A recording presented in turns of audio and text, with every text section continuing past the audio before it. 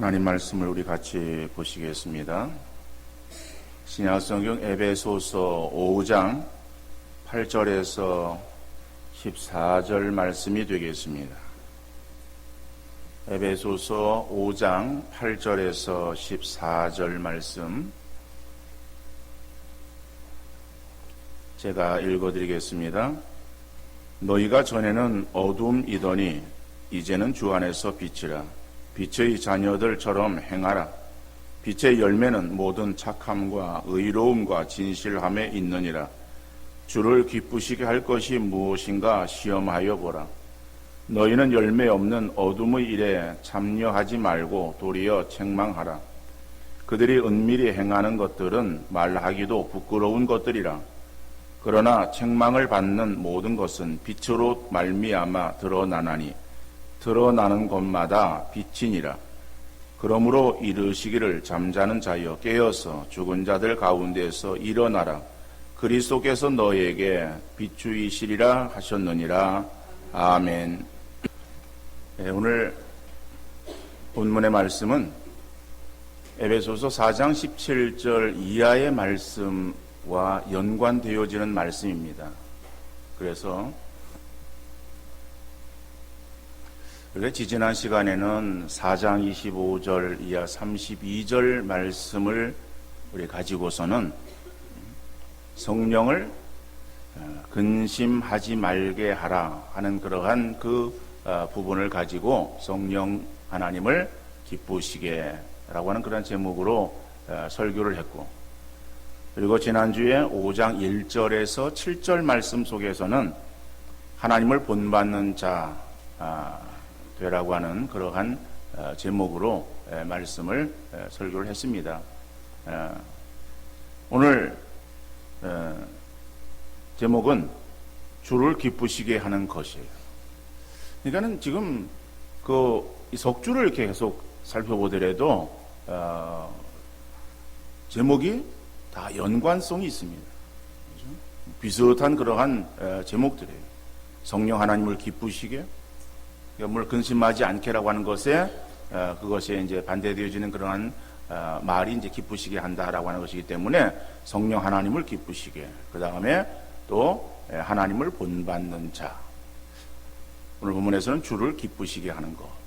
자, 어떤간에 이게 비슷한 내용들이 계속 중복이 되어지고 있습니다만은, 그러나 오늘 본문의 말씀을 가지고 주를 기쁘시게 하는 것은 과연 어떠한 모습인가, 어떠한 삶을 살아갈 때에 주를 기쁘시게 하는 것이라고 말씀하고 있는가. 오늘 본문 10절에서는 주를 기쁘시게 할 것이 무엇인가 시험하여 보라 이렇게 말씀하고 있어요. 그래서 주를 기쁘시게 할 것이 무엇인가, 그렇죠? 그것을 다른 데서 찾는 것이 아니라 오늘 이 읽은 본문 말씀 속에서 주를 기쁘시게 하는 것. 그래서 같이 우리가 살펴보기를 원합니다. 첫 번째로 주를 기쁘시게 하는 것은 빛의 자녀들처럼 행하는 것이다라고 합니다.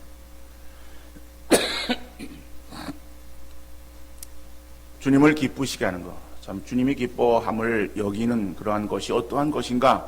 우리가 빛의 자녀들처럼 행해야 된다. 왜 우리가 빛의 자녀들처럼 행해야 되는가? 오늘 8절 말씀이죠. 너희가 전에는 어둠이더니 이제는 주 안에서 빛이라. 빛의 자녀들처럼 행하라. 자, 그전에는 너희가 어둠이었었다. 그러나 이제는 너희의 신분이 어둠에서 빛으로 변화가 되었다. 그렇죠? 신분의 변화가 일어났으면은 그에 합당한 삶을 살아야 된다라고 하는 거죠. 그래서 빛의 자녀들처럼 행하라. 이렇게 말씀하고 있는 거예요. 자, 그러면은 빛의 자녀들처럼 행해야 되는데, 그럼 빛의 자녀들처럼 행한다라고 하는 것이 또 어떠한 삶의 모습인가? 오늘 본문에서 보면은 9절에서 이렇게 말씀하고 있습니다. 빛의 열매는 모든 착함과 의로움과 진실함에 있느니라. 자, 여기서 보면은 빛의 자녀들처럼 행하라 라고 말씀하고, 그 다음에 이어지는 말씀이 빛의 열매는 이라고 말씀하고 있어요. 우리는 이 말씀을 가만히 생각해 보면 예수님께서 산상수훈을 통해서 주셨던 말씀과 동일한 그러한 강조를 하고 있음을 알 수 있습니다. 우리 예수님께서는 열매로 그 나무를 알 수 있다 이렇게 말씀하고 있어요. 그죠? 나무가 있습니다. 근데 그 나무를 아는 것은 어떻게 그 나무가 정말 그 나무인지를 정확하게 알 수 있는가? 다른 것이 아니다. 이파리를 보거나 아니면은 나무의 껍질을 보거나 나무의 형태를 보거나 그렇게 해서는 나무에 대해 전문가는 잘 알겠지만은 일반적인 사람은 모를 수 있어요. 다 그 나무가 그 나무처럼 보여집니다. 그러나 그 나무에서 맺혀지는 열매를 보면은 이 나무가 이 열매를 맺는 나무이구나 라고 하는 것을 분명하게 알 수 있다라고 하는 것이죠.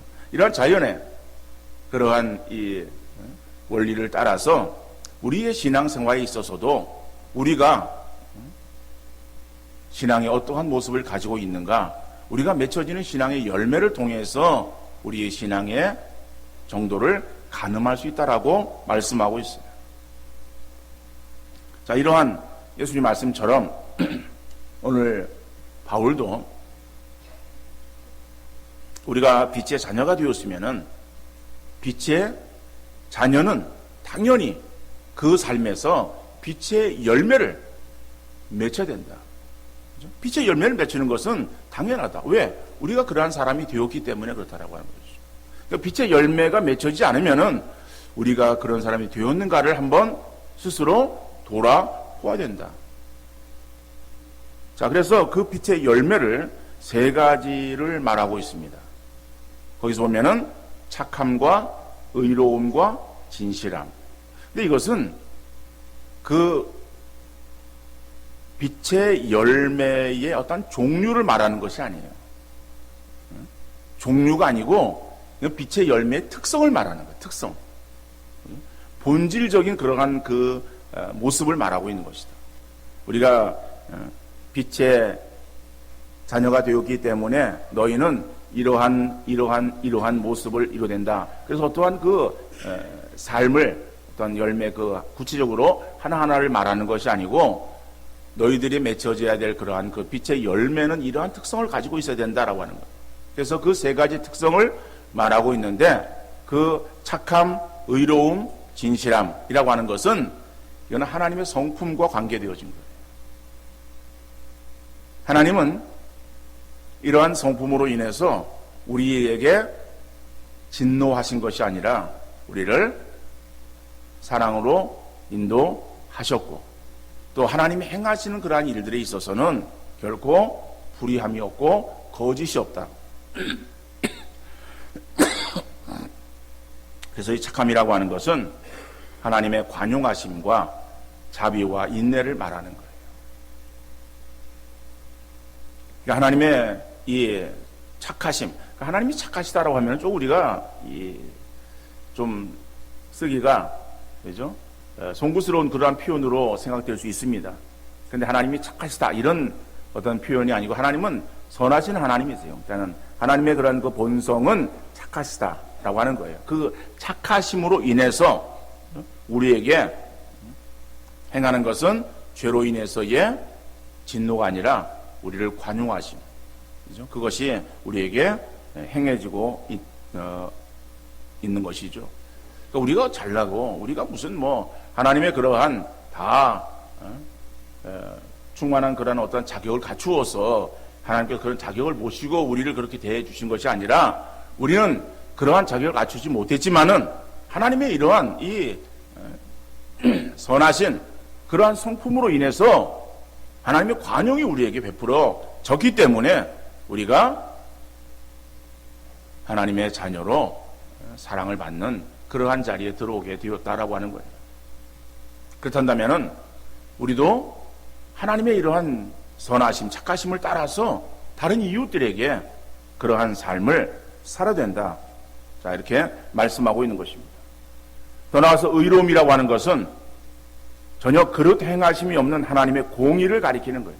그러니까 하나님은 불의가 없는 하나님이죠. 의로우신 하나님이에요. 그러니까 전혀 잘못 행하시는 것이 없는 분이에요. 그러니까 하나님은 의 그 자체예요.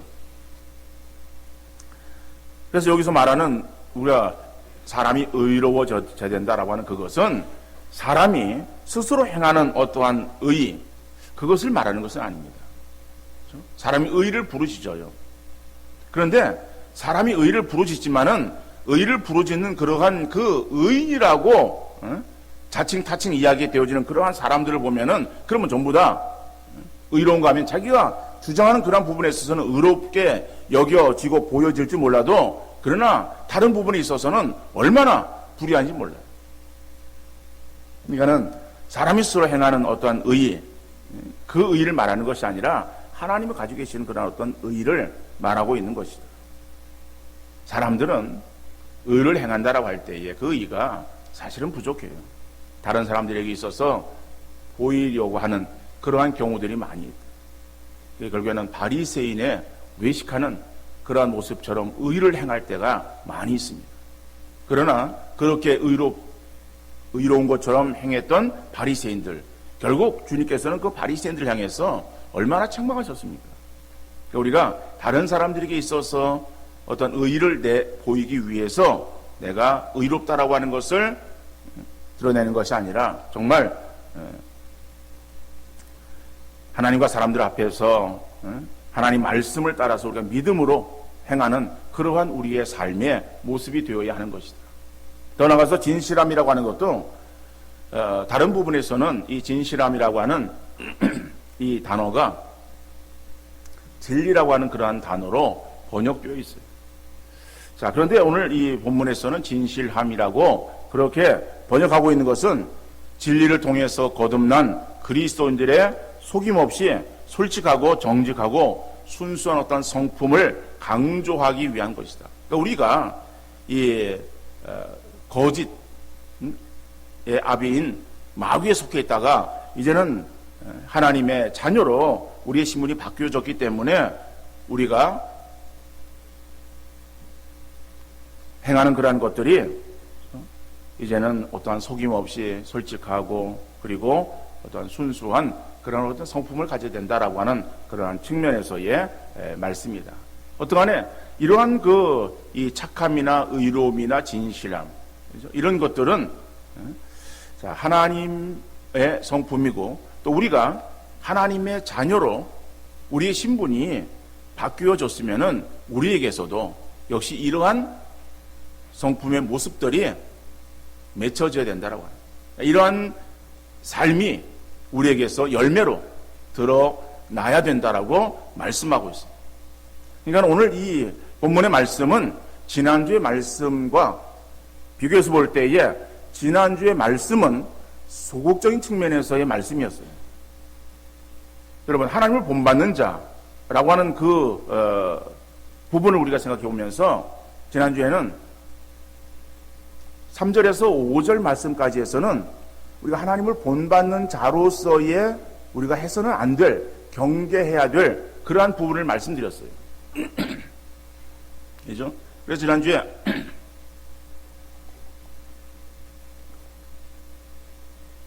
3절, 4절, 5절에서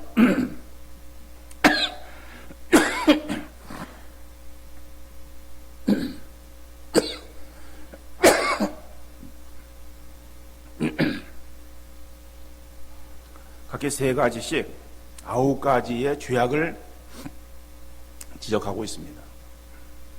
그런 9가지 죄의 지적을 우리가 일일이 살펴보지는 않았습니다. 근데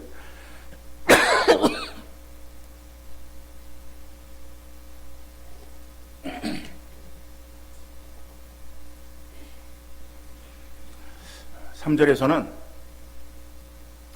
어떤 성적인 범죄와 관련되어진 죄악들을 말하고 있어요.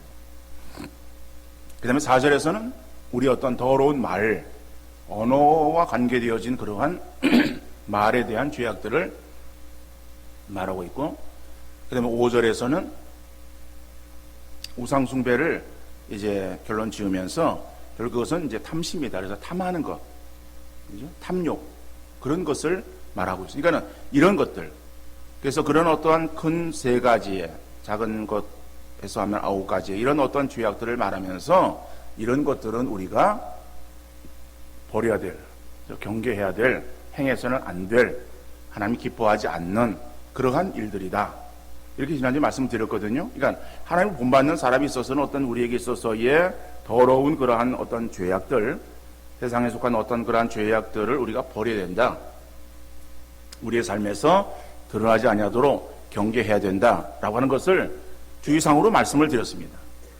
근데 오늘은 적극적인 의미에서 우리가 그러한 어떤 죄악들을 행하지 아니하는 그런 것만으로 인해서 내가 하나님의 자녀고 내가 주님을 기쁘시게 하는 그러한 삶을 살고 있다라고 그렇게 우리가 말할 수 있는 것은 아니다. 오히려 적극적으로 우리의 삶에 있어서의 열매가 맺혀져야 되는데 그 열매는 어떠한 열매냐? 하나님의 성품을 따라서 우리의 신분이 바뀌어졌기 때문에 그 하나님의 성품에 합당한 그러한 우리의 신앙의 열매가 맺혀야 된다. 라고 하는 측면에서의 오늘 본문은 말씀하고 있는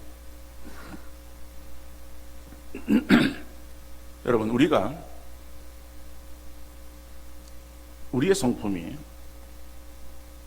어떻게 우리가 하나님의 성품을 우리가 가질 수 있겠는가라고 반문하는 사람도 있을 수 있을 거예요.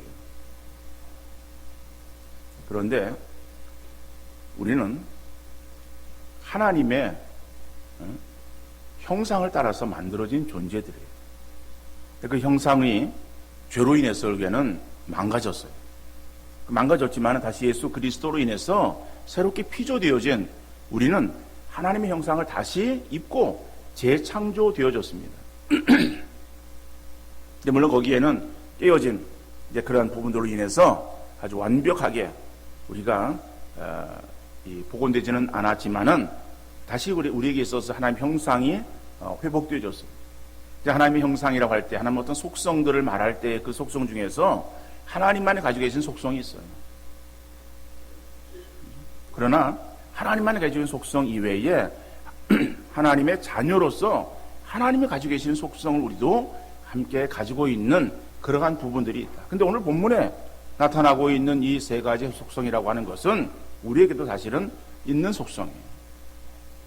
그래서 베드로는 우리가 하나님의 성품에 참리한 자가 되었다라고 그렇게 말하고 있어요.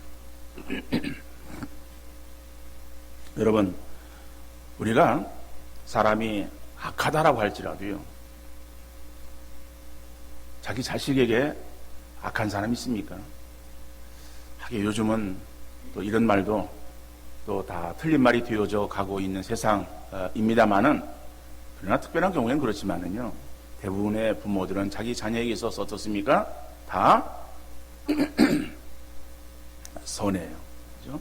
다른 사람에게는 악할지라도 자기 자녀에게는 선한 부모예요. 우리가 불의하고 거짓되어진다. 그죠? 우리가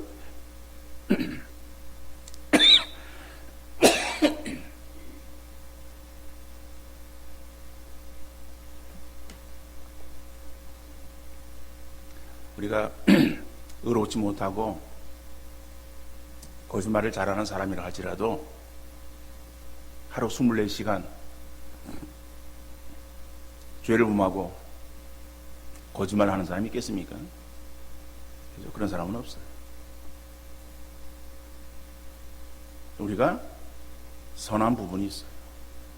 또 우리에게 있어서는 악한 부분도 나올 수 있어요. 그러니까 사람이 하루 24시간 천사와 같이 선한 사람 없고 하루 24시간 악마와처럼 그렇게 악한 사람 세상에 없어요. 우리에게는 선한 부분도 있고 악한 부분도 있어요. 근데 이 악한 부분들이 어떻게 해서 우리에게 나타납니까? 우리에게 있어서 기분이 상했을 때라든지 감정이 상했을 때 사람이 악한 그러한 모습들이 나오게 되어지는 거예요. 그죠? 어떤 자기에게 있어서의 손해가 끼칠 때예요. 이럴 때는 사람이 거짓말도 할 수 있어요. 어떤 자기의 특별한 욕심을 채우기 위해서는 사람이 불의를 행하기도 하는 거예요. 그러니까 우리가 우리의 이러한 그 악한 부분들, 약한 부분들도 있어요. 이런 부분들을 우리가 제어해 나가야 돼요. 그래서 우리의 마음을 제어해야 돼요. 우리 마음을 다스려야 돼요. 다스리기 가장 어려운 것이 무엇인가? 우리 마음이에요. 우리 마음이, 그저 우리가 원래 다 그런 사람이 아니거든요. 그런 부분도 있지만은 우리가 죄로 인해서 우리가 오염되어진 그러한 사람이에요. 그래서 자꾸 죄 가운데로 빠져들어가려고 하는 그러한 속성들이 우리에게 있어요. 남아있어요. 그렇기 때문에 그것을 제어하지 않으면은 우리가 그런 악한 모습들에 우리가 빠져서 악한 열매를 맺을 수밖에 없다. 어둠의 열매를 맺을 수밖에 없다라고 하는 거예요. 그러니까 우리는 이제는 하나님의 자녀가 되었어요. 하나님의 자녀는 빛의 자녀다라고 하는 거죠. 그 빛의 자녀는 빛의 자녀들처럼 행해야 되는 거예요. 빛의 열매를 맺어야 되는 거예요. 그 빛의 열매는 하나님의 속성을 따라서 그러한 삶을 살아야 되는 거예요. 그러니까 그러한 삶이 우리에게 있어서 있습니다. 근데 이것이 우리의 그 감정을 따라서, 본성을 따라서는 제대로 잘 이루어지지가 않아요. 그렇기 때문에 우리의 심령 가운데서 하나님의 자녀답게 그러한 삶을 살아갈 수 있기를 위해서 우리의 마음을 주님께 맡기고 성령님께서 내 마음을 다스려 주시도록 우리의 감정을 제어하고 욕심을 내려놓고 어떠한 자기 어떠한 이익보다는 다른 사람의 이익을 우리가 더 추구하는 그러한 삶을 살기 위해서 힘쓰는 우리의 삶이 되어질 수 있기를 간절히 바랍니다. 그럴 때에 그렇게 살아가는 우리의 삶의 모습이 하나님과 다른 사람에게 어떻게 비춰지는가? 하나님의 자녀로, 빛의 자녀로, 그런 빛의 열매를 맺히는 그러한 그리스도인의 삶의 모습으로 나타날 수 있는 것이고, 결국 그러한 삶이 주님을 기쁘시게 하는 그러한 삶이라고 본문은 말씀하고 있는 거예요. 두 번째로는 주를 기쁘시게 하기 위해서는 세상을 책망해야 된다라고 합니다. 주를 기쁘시게 하는 것은 다른 것이 아니라 세상을 책망하라. 오늘 보면 11절 말씀이죠. 너희는 열매 없는 어둠의 일에 참여하지 말고 도리어 책망하라. 어둠에서 빛으로 신분이 변화되었기에 어둠의 일을 해서는 안 되고, 더 나아가 어둠의 일이 잘못된 것이므로 해서는 안 되고, 어둠에 대해서, 어둠의 일을 하는 것에 대해서 우리가 책망해야 되는 거예요. 그러니까 우리가 그런 일들을 당연히 해서는 안 되는 것이고, 또 그런 일들을 하는 것을 보고서 우리가 그냥 가만히 있어서 안 되고 거기에 대해 책망하라라고. 잘못된 것을 잘못되었다고 지적하고 사람들이 그런 일을 하지 않도록 경계해야 되는 것이죠. 여러분, 길을 가다 보면은 표지판이 있습니다. 그 표지판에 보면은 사고가 많은 곳 이런 표시가 되어 있는 곳도 있어요. 어떤 곳에는 낙석주의, 그죠? 돌 떨어지니까 조심해라. 야생동물주의, 이런 것들. 못이 있어요. 그죠? 뭐 이렇게 물이 있는 웅덩이 같은 곳에. 그러면은 그 물이 얕은지 깊은지 몰라서 사람이 들어가서 수영할 수도 있어요. 근데 여기 보니까는 표지판이 있어요. 수심이 깊으니 절대 수영을 하지 마시기 바랍니다. 이런 어떤 표지판이 딱 있어요. 그러면은 이곳은 보기에는 별거 다닌 것처럼 보여도 물이 깊은 곳이구나. 우리가 여름에 바다를 가기도 합니다. 그래서 바다를 가면은 이 바다가 바람이 불면은 파도가 치는 거예요. 갑자기 이제 막 파도가 막 치기도 하는 거예요. 그러면은 해수를 알았던 사람들이 파도가 치면은 다 철수를 시켜요. 물에 못 들어가게 하는 거예요. 물에 못 들어가게 하는데 젊은 친구들이 아주 젊음에 옷을 벗고선 예를 들어서 바다를 향해서 막 뛰어 들어갑니다. 뛰어 들어가면은 뛰어 들어가는 그러한 그 청년들을 보면서 안전요원들이 가만히 있는가 하면은 아니죠. 달려와서 호각을 불기도 하고 사이렌을 울리기도 하고 해가지고 절대 들어가지 못하도록. 왜? 들어가면은 파도에 휩쓸려서 잘못하면은 익사사고 날 수도 있기 때문에 절대 들어가지 못하도록 경계하는 거예요.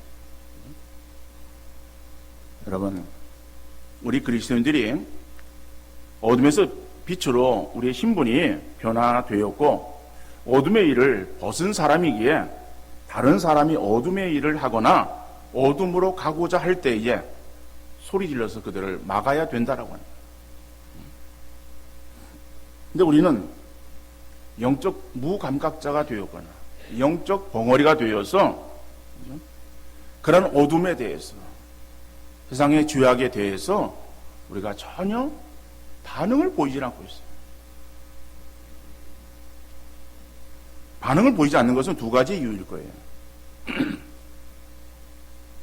하나는 우리가 그렇게 세상을 책망하기에 합당한 그러한 모습이 아니기 때문에 그렇고, 또 한 가지는 우리가 이상한 사람이기 때문에 그렇고. 여러분, 사람이 물에 빠져 죽으러 가는 그러한 사람이 있는데 그걸 보고서 들어가지 말라고, 물론 자기 수영 못해서 들어가서 그 사람을 구하지 못해도 들어가지 말라고, 저기 사람이 빠져 죽는다고 소리 지르는 그런 반응을 보여야 될 거 아니에요. 그런 반응을 보이지 않는 사람은 어떤 사람이겠어요? 그건 이상한 사람이죠. 멀쩡히 죽어가는 사람을 바라보고 있는 그런 사람은 그건 이상한 사람이에요. 우리 그리스도인들이 그래서는 안 된다라고요. 세상의 죄악에 대해서 지들이 알아서 하는 거라고 그냥 우리와 관계없는 일하고 방관하고 내버려 두는 그런 것들이 잘하는 것이냐? 잘하는 것이 아니다라고요. 이상한 사람이다. 아니면은 뭔가 자기도 캥기는 것이 있었어. 감히 잘못이라고 소리를 지르지 못하거나. 여러분, 우리는 빛의 자녀예요. 빛의 자녀는 어둠에 대해서 책망할 수 있어야 된다. 교회는 세상에 대해서 책망할 수 있어야 되는 거예요. 책망하기 위해서는 우리의 삶이 그러한 삶에서 벗어났음을 우리가 인식하고 나의 어떤 정체성을 우리가 먼저 자각해야 되겠죠. 자기가 어떠한 자인지를 모르면은 우리가 그런 사람에 대해 잘못이라고 말하지도 못하고 또 그런 것들을 바라보면서 오히려 부러워하고 내가 그렇게 나도 그렇게 했으면 좋겠다라고 하는 그러한 그 마음으로 끌려가고는 그러한 그 연약함을 나타낼 수가 있어요. 여러분, 교회는 세상과 구별되어야 되고요.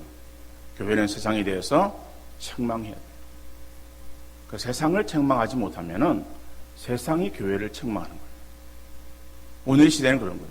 교회가 세상을 향해서 바르게 책망하지 못하니까는 이제는 세상이 교회를 책망해요. 그런데 세상의 책망을 들으면서 어떤 사람들은 그렇지. 교회가 그러니까는 그렇지. 그걸 세상 사람들이 그렇게 생각하는 것이 아니라 교회 안에서 그렇게 생각하는 사람이 있어요. 여러분, 우리가 세상에 대해서 책망할지언정 우리 스스로에 대해서 정죄해서는 안 돼요. 비판해서는 안 돼요. 우리의 기도가 바리새인의 기도가 되어서는 안 돼요. 어떤 사람이 기도하는 걸 보면은요, 오늘 우리 김사님 기도는 아주 정석적인 그런 기도입니다. 근데 어떤 사람은요, 자기는 의인이고 교계를 향해서 비판하는 거예요. 정죄하는 거예요. 그게 의로운 것처럼 생각하는 거예요. 그건 의로운 게 아니에요. 그걸 스스로 침뱉는 거예요. 그러니까 기도 인도자는요, 회중을 대표해서 기도하는 거예요. 회중을 전체를 전체 산 사람 그 중에서 이제 이렇게 대표해서 기도하는 거 아니에요? 그 대표해서 기도하는데 그 사람은 다른 사람을 책망하고 다른 사람에 대해서 지적하는 그러한 그 기도를 하는 것이 아니에요. 그건 설교예요. 기도는 설교가 아니에요. 기도는 기도예요. 그 기도는 모든 그러한 사람들의 공동의 기도의 제목들을 하나님께 대신 아뢰는 거예요. 누가 죄인이에요? 다른 사람이 죄인이라 내가 죄인이에요. 그죠? 우리가 죄인이에요. 하나님, 우리가 세상을 향해서 바르게 행하지 못했습니다. 우리의 부족을 용서해 주옵소서라고 하는 거예요. 뭐 나의 죄야 그런 것은 아니에요. 물론 이 기도가 그죠? 대표해서 기도하는 것이기 때문에 우리의 죄를 용서해 주옵소서라고 하는 것이지. 오늘날 교회의 목사들이, 오늘날 교회 장로들이 그럴 수 있습니까? 자기는 목사 아니고 자기는 장로 아니에요? 자기는 거기에서 구별된 사람이에요? 아니에요. 그러니까 기도는 회중을 대표해서 거기에서의 공동의 그런 그 기도의 제목들을 하나님께 아뢰는 것이다. 그렇기 때문에 결코 기도를 가지고 바리새인처럼, 바리새인 어떻게 기도했습니까? 하나님, 나는 저 세리들처럼 저렇게 불의하지 않은 것을 감사합니다. 감사의 기도인데 그것은 감사의 기도가 아니에요. 자기 의를 드러내는 거예요. 하나님은 그 기도 좋아하잖아요. 책망받았어요. 오히려 바리새인의 기도가 칭찬을 들었어요. 세리의 기도가 칭찬을 들었어요. 세리가 어떻게 기도합니까? 감히 얼굴을 들지 못하고 하나님, 죄인이로소이다. 죄를 용서해 주옵소서라고 하는 거예요. 그 사람만 죄인이에요? 하나님 보시기에는 바리새인이 더 죄인이에요. 근데 자기가 죄가 없는 것처럼 생각하는 거예요. 우리는 하나님 앞에 죄 없는 것은 없죠. 교회가 완전해야 된다? 천상의 교회만 완전한 거예요. 지상의 교회는 다 불완전해요. 불완전한 교회가 완전을 향해서 나아가는 거예요. 그러니까 모든 교회마다 다 불완전한 요소들이 있어요. 세상에 어느 교회 완전한 교회 눈 씻고 찾아봐도 찾아볼 수가 없습니다. 찾아보면 그건 이상한 교회예요. 이 땅의 교회가 완전한 교회는 이상한 교회예요. 왜 이상한 교회냐고요? 완전한 교회는 천상의 교회밖에 없어요. 그래서 지상의 교회는 천상을 향해서 나아가는 것이고 죄악과 싸우는, 전투하는 교회예요. 그래서 늘 문제가 있을 수 있고 부족이 있을 수 있어요. 연약한 사람들이 모여서 그래서 함께 구원의 공동체를 이루어가는 거예요. 그러니까 그 연약함이 있는 것을 자꾸 끄집어내고 파헤치고 그게 잘하는 게 아니에요.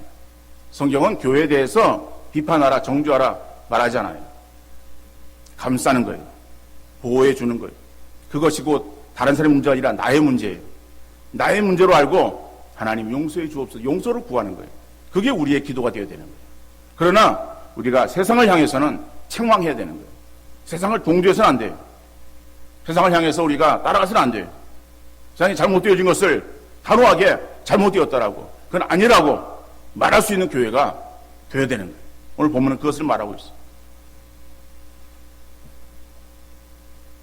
그러기 위해서 우리가 먼저 우리 자신들이 하나님 앞에 부끄러움이 없는 그러한 삶을 살기 위해서 우리가 스스로 힘써야 되겠죠. 다른 사람을 바라보기 전에 나 자신을 바라봐요. 내가 하나님의 자녀로서 빛의 열매를 맺고 살아가고 있으며 하나님을 기쁘시게 하는 그러한 삶을 살아가고 있는가. 그러한 삶을 우리가 살아가기를 힘쓰면서, 그리고 죄악에 대해서, 세상에 대해서는 우리가 아니라고 분명하게 이야기를 하고 따라가는 것이 아니라 오히려 그들과 거리를 두고 그들의 삶을 우리가 오히려 책망하는 그러한 우리 그리스도인들이 되어야 될 줄로 믿습니다. 오늘 본문은 주를 기쁘시게 하는 것 두 가지를 말씀하고 있어요. 첫 번째로는 빛의 자녀들처럼 행하라. 그죠? 빛의 자녀들처럼 행하는 것은 빛의 열매를 맺는 거예요. 또 한 가지는 세상을 향해서 책망할 수 있는 그러한 우리 그리스도인의 모습을 이루기 위해서 힘쓰는 우리 모두가 되어질 수 있기를 간절히 바랍니다. 그래서 주를 기쁘시게 하는 그러한 삶을 살아가며 하나님과 사람들에게 기쁨이 되어지는 우리 모든 성도님들 다 되어질 수 있기를 주님 이름으로 축원합니다.